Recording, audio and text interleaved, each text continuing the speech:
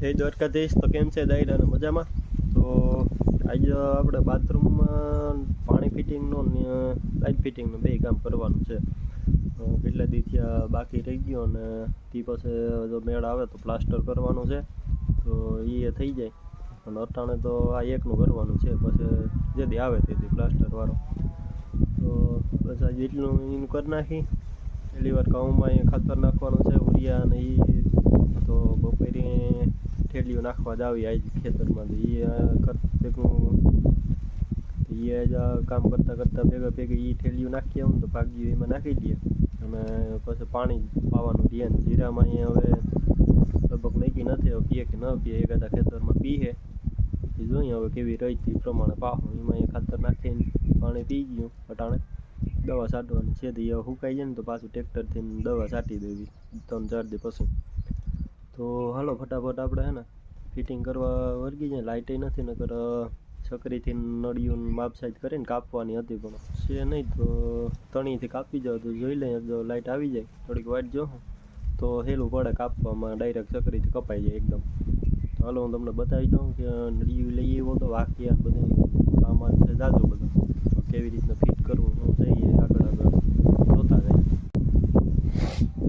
તો આ બધી નળિયું છે આપણી. આ છે ગરમ પાણીની નળી. પછી આ જે છે ને આ ઠંડા પાણીની છે, એકની નળી છે. બાકી આ બધા વાક્યા ટી નળું સોલ્યુશન ને બધું આવી ગયું એમાં. વાલે આવી ગયા લોકો કામ. આ છે નળ, કુકડાનો નળ છે ને આ છે ફુવારાનો. તો બસ આ બે જ વાલ રાખવાના છે, બાકી તો બધા નળ જ આવશે. તણી આવી ગઈ અને હવે ફિટિંગ કરતા છે. હવે આ ખીસીમાં માપ સાઈઝ કરી અને કાપવાનું થાય. તો એ કરતા જાય, સોટાડતા જાય ભેગું, એટલે કાયદેસર ફિટિંગ થતું હોય. આપણે ખબર પડે કે આવી રીતના ફિટિંગ થયું અને કંઈ પાછું ઘટતું હોય કે એવું હોય તો કરવા થાય.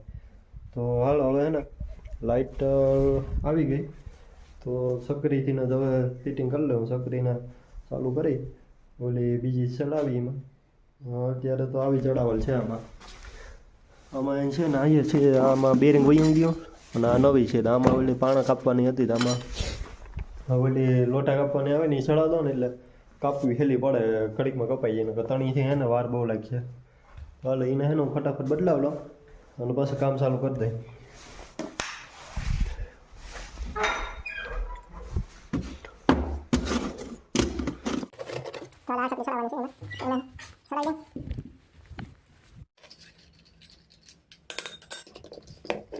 તો ફટાફટ માપ કરી અને ફિટિંગ ચાલુ કરી દઈ. કેમ કે બધી તો જો આમાં કરવા જાય તો વિડીયો લાંબો થઈ જાય, એટલે શોર્ટમાં હું તમને બતાવતો જાય બધું કેવી રીતના ફિટિંગ કરી. અને છેલ્લે બધી ફિટિંગ કરે અને તમને બતાવી દઈશ કે આવી રીતના ફિટિંગ છે.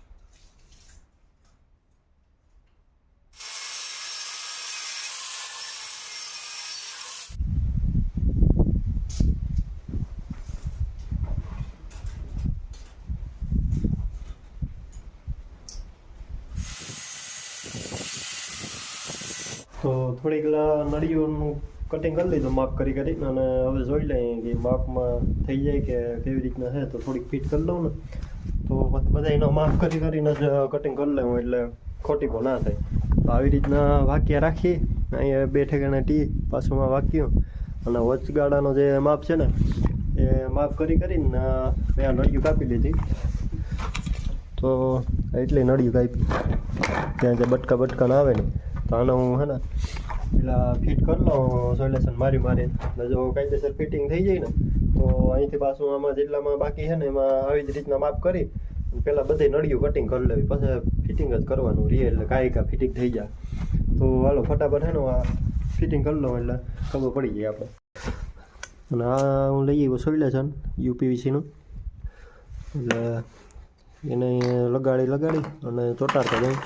આ છે વાલ રાખવાનો આપણે, કૂકડાનો વાલ છે.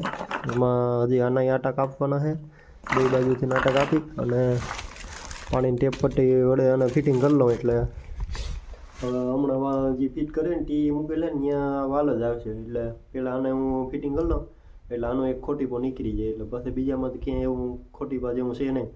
તો હાલો હું પહેલાં આ કરી લઉં.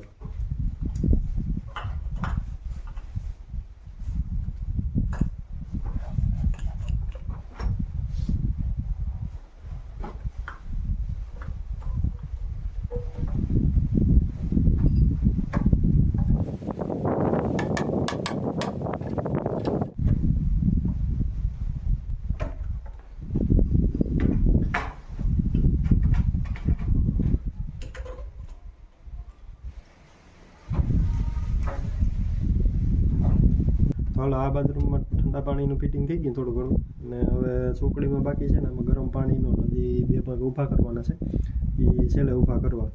આને તો આવી રીતના કરી લીધો, એટલું ફિટિંગ થઈ ગયું. તો હાલો તમે ફટાફટ પહેલો ભાગ જોઈ લ્યો અને આવી જાઓ બીજો ભાગ જોવા. તો મળીએ બીજા ભાગમાં.